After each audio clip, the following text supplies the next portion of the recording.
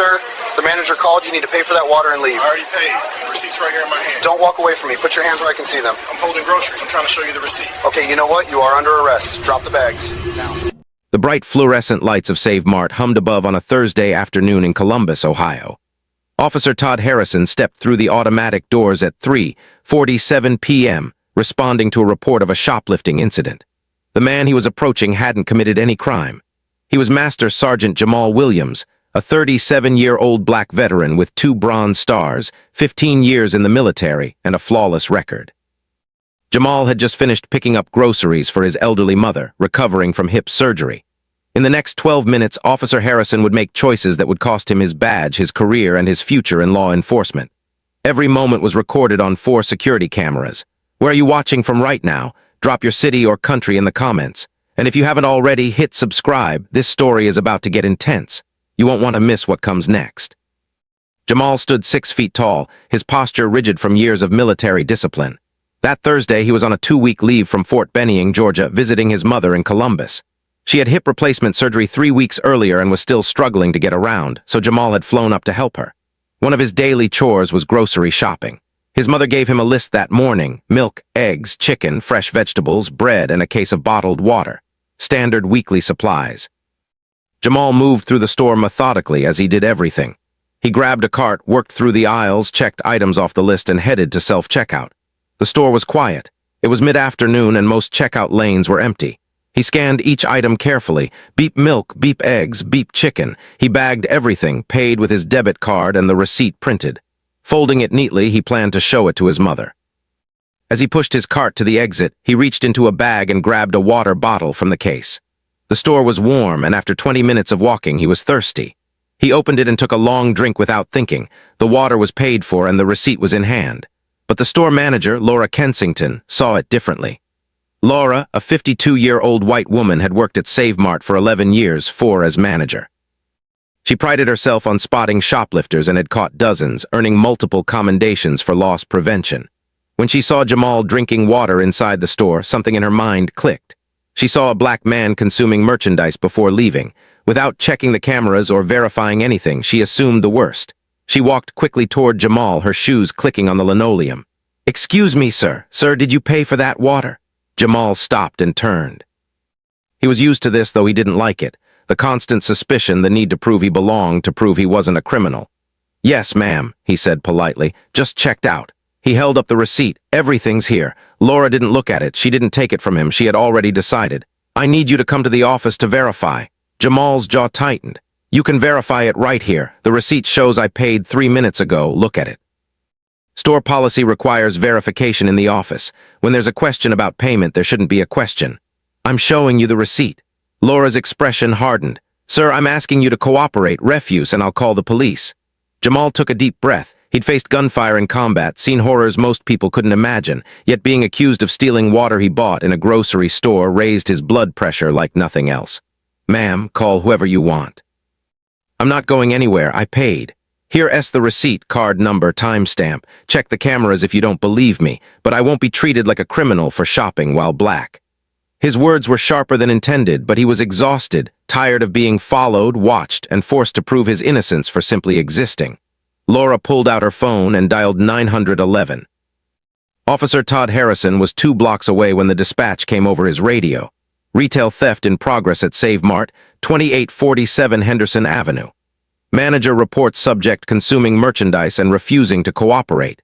Todd, 29, with 5 years on the Columbus Police Department, enjoyed his job, especially the authority it gave him. He liked how people's attitudes shifted when he arrived. He flipped on his lights and drove to Save Mart, arriving less than 3 minutes later. Entering through the doors, his hand hovered near his service weapon, a posture he'd developed to assert control immediately. Laura met him inside, speaking quickly before he fully entered. "Thank God you're here. That man over there," she pointed at Jamal, "drank water without paying. Now he refuses to come to the office." Todd looked at Jamal, a black man in his 30s, wearing jeans and a plain t-shirt, arms crossed, frustrated but not aggressive. In Todd's mind, the decision was instant. Black man, theft accusation, manager called police. That was enough. He walked over, shoulders back, chin high, hand near his weapon. "Sir, the manager called. You need to pay for that water and leave." Jamal held up his receipt. "I already paid. It's right here." Todd barely glanced. Don't walk away. Hands where I can see them. Jamal hadn't moved. I'm holding groceries, trying to show you the receipt. Drop the bags. Quick question for viewers. Have you ever been accused of something you didn't do? Type yes in the comments. Jamal carefully placed his 2 grocery bags down, moving slowly, deliberately. Officer, I paid for everything. The receipt shows every item time-stamped 4 minutes ago. Cameras will show me scanning and paying, including this water. Todd grabbed the receipt, glanced for 2 seconds, not checking details. How do I know it's yours? Maybe you picked it up off the floor. Jamal stared, incredulous. You're serious? The timestamp matches, card matches, items match, cameras will prove it. Todd's expression darkened. He hated being challenged, especially by someone he'd already labeled a suspect. Turn around, hands behind your back. For what crime? Retail theft and disorderly conduct. I haven't stolen anything and I've stayed calm. Asking questions isn't disorderly. You're arguing that's disorderly. Jamal felt his military training kick in. Stay calm, don't escalate, but another part, hardened by 15 years defending the Constitution, refused to submit. I request your supervisor before arresting me. Todd laughed. Everyone wants a supervisor when caught. I'm a master sergeant in the Army on leave, doing nothing wrong. I want a supervisor. Sure you are, now turn around. By now other customers had stopped shopping. An elderly white woman, a college student recording, and a middle-aged couple watched. Todd grabbed Jamal's arm. He didn't resist but didn't turn either. You're resisting arrest, Todd announced. I'm not resisting. I'm asking for a supervisor before being arrested for nothing, Jamal said. Todd yanked his arm hard. The shoulder injured in Afghanistan screamed. That's my injured shoulder. You're hurting me. Should have thought about that before you stole. I didn't steal anything. The handcuffs clicked tighter than necessary. Within seconds, Jamal's hands began to go numb. The elderly woman stepped forward. Officer, I was right behind him. He scanned everything and paid. Todd ignored her. The college student called out, I have video. He scanned and paid everything. Todd glared. Step back. This doesn't concern you. Step back or I'll arrest you for interfering. The student backed up but kept recording. Jamal stood handcuffed, groceries in the cart, receipt crumpled on the floor. A crowd was watching a black veteran get arrested for buying water. Todd grabbed Jamal, leading him toward the exit. My groceries, Jamal said. I need to. Should have thought about that earlier. They walked past the self-checkout, past Laura, past customers recording into the afternoon heat. Todd shoved him into the patrol car's back seat. The hard plastic, disinfectant smell, metal cage, shoulder throbbing, rage building, not combat rage, cold rage at injustice. Todd went to the front, started paperwork, radioed dispatch. One subject in custody for retail theft, transporting to booking. Dispatch asked for description. Todd painted Jamal as uncooperative. Meanwhile, the college student showed Laura his video. She went pale. Jamal had done nothing wrong. The elderly woman spoke up to another employee. He did nothing wrong. I saw him pay. Assistant manager pulled up security footage, 4 angles showing Jamal scanning, paying, grabbing receipt, opening water. Laura called Todd. You need to see this. She rushed to the office, watched footage. Every angle confirmed Jamal had paid. She made a terrible mistake. A black man had been arrested because of an assumption. She ran to the parking lot. Todd was typing in his patrol car. Officer, I need to talk. Todd rolled the window, annoyed, processing the arrest. 4 cameras show him scanning and paying. This was a mistake. Todd stared. You called 911 saying he stole. I was wrong. Cameras prove he paid. Receipt valid. He did nothing. This was the moment to admit error, uncuff Jamal, apologize, and let him go with dignity or double down. Todd doubled down. He was uncooperative, disorderly, refused to comply with store personnel. Laura shook her head. He wasn't disorderly. I watched. He was frustrated, showing his receipt. Yes, but not disorderly. Please just release him. I'm not pressing charges. He's under arrest. Laura stepped back, realizing she started something she couldn't stop. Todd drove Jamal 14 minutes to the station. Jamal stayed silent, knowing any word could be used against him. At booking, Officer Miguel Alvarez, a Marine veteran, saw Jamal's military ID, Master Sergeant, active duty, 2 bronze stars. What's he charged with? Todd said retail theft. Miguel looked at Todd's preliminary report, expression grim. No stolen merchandise, receipt proves purchase, yet arrested. Miguel refused to process, telling Todd to call his supervisor. Lieutenant Daniel Crossman, 20-year veteran, arrived 25 minutes later, read Todd's report, examined Jamal's ID, and addressed him. Master Sergeant Williams, on behalf of Columbus PD, I apologize. You're released immediately. No charges. Jamal firmly requested all reports, badge numbers, bodycam footage, and written proof of wrongful arrest. Crossman confirmed he was entitled. Your officer damaged my injured shoulder, ignored multiple witnesses, refused clear evidence. An apology doesn't fix that. You're right, but I'll ensure this is addressed. 2 hours after his wrongful arrest, Jamal walked out of the station. His 68-year-old mother, still recovering from hip surgery, had driven herself to pick him up.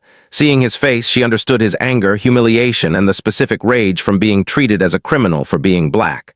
"I'm so sorry, baby," she said. Jamal didn't reply. The next morning, he contacted Fort Benning's legal assistance office. Captain Rachel Mitchell, experienced in wrongful arrest cases, reviewed his situation. "Clear civil rights violation," she said. Witnesses, video, receipt, all ignored, yet he was arrested. She filed a complaint with Columbus PD's Internal Affairs and notified the Department of Defense Legal Affairs. Within 48 hours, military legal offices contacted the police chief. Internal Affairs opened an investigation, led by Lieutenant Isabel Morno, 15-year veteran known for fairness. She reviewed 4 camera angles, confirmed Jamal's actions, interviewed witnesses, all verified he paid. Laura admitted she assumed, never checked the receipt. She interviewed Officer Harrison, revealing a deeper issue. He had no justification for arresting Jamal despite evidence. Morno examined his service record, finding patterns. Over 5 years, Harrison's complaints were 60% higher than average. Many complaints had been dismissed, but Morno examined racial trends. 3 cases stood out. A black teen accused of truancy despite early dismissal, a Hispanic woman questioned about her car being stolen, a black jogger accused of scouting houses in his neighborhood. Compiled data showed Harrison arrested minorities 3-8 times more than whites in similar situations. Use of force reports involved minorities 15 out of 17 times. Discretionary arrests involved minorities 87% of the time.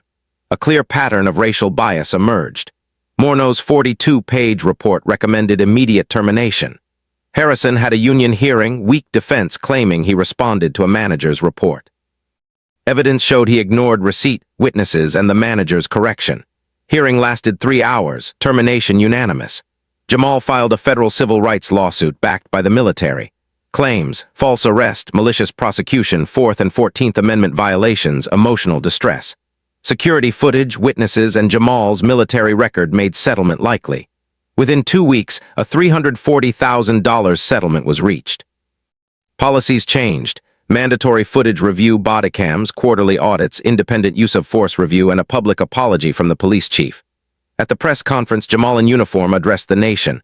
"I served 15 years, deployed twice, wounded defending freedom. I came home and got arrested for buying groceries, not because I did wrong, but because I'm black. That must change." The story went national, footage went viral. Save Mart fired Laura, issued a public apology, and changed policies. Todd Harrison applied to 9 departments, rejected every time. He ended up a security guard making $16. 50/HR lost his apartment and fiancé. Jamal returned to active duty, promoted to sergeant major, still helps his mother shop but avoids Save Mart. Now he can point to accountability, settlement, termination, policy changes. The lesson is clear. 1 bottle of water, 1 receipt, 1 assumption, and 1 officer's unchecked bias. Share this story, subscribe for more on justice, and comment if you've ever been falsely accused.